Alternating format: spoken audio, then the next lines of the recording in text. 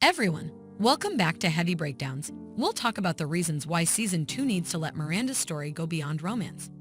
Since Sex and the City 2 first broadcasted in quite a while a long time back, any reasonable person would agree that Miranda Hobbs owes us somewhat of a rebound story.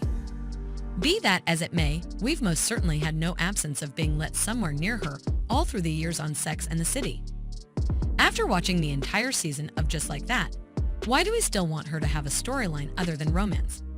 In addition, in the first 4 episodes of Season 2, the moment Che dies entered the scene, Miranda's heart practically vanished. This does not imply that she has influenced her negatively. Rather, the opposite is true.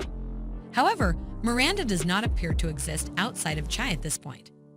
She was a successful attorney, a mother, and a Columbia University student when the Che bomb went off and everything was forgotten.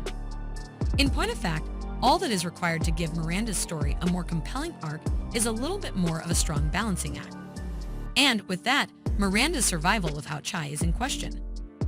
Although we haven't seen either Miranda or Che together much, their current relationship seems to be mutually exclusive.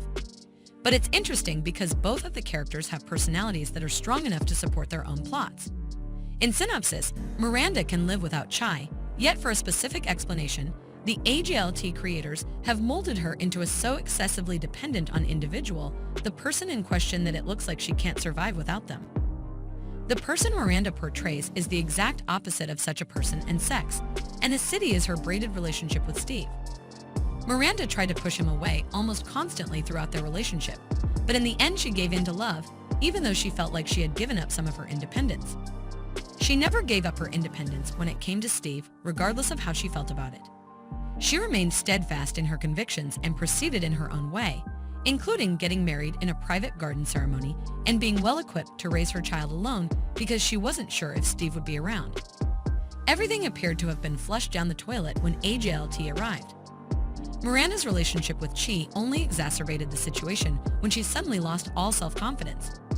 When Miranda was summoned back home in episode 3 to console her son, braided, we saw a glimmer of the person she used to be, which is interesting in light of the whole situation. Since Miranda allows Che to take cues from her, it doesn't pass on a lot of space for Miranda to be her own individual.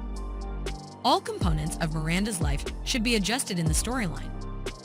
A little bit more balance in Miranda's life would undoubtedly advance her storyline, which would benefit both the character and the audience.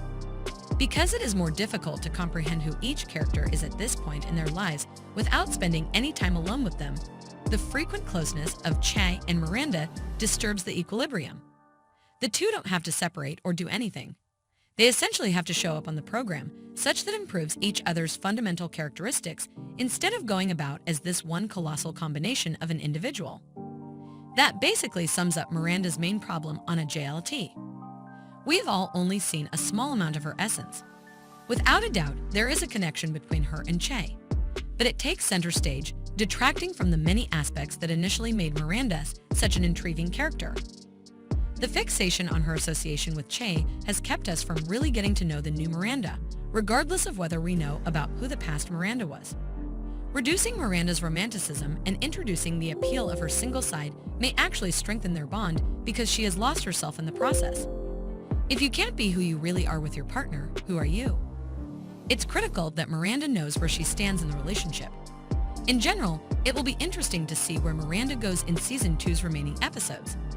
It appears that we may be able to see the real Miranda again, as Episode 4 focused on her, Braided, and Steve as a family. She will have a little more space to return to her childhood home because she and Steve will no longer be living together. Miranda lives alone in her apartment, where we first met her in Sex and the City. She occasionally indulges in enormous chocolate chip cookies.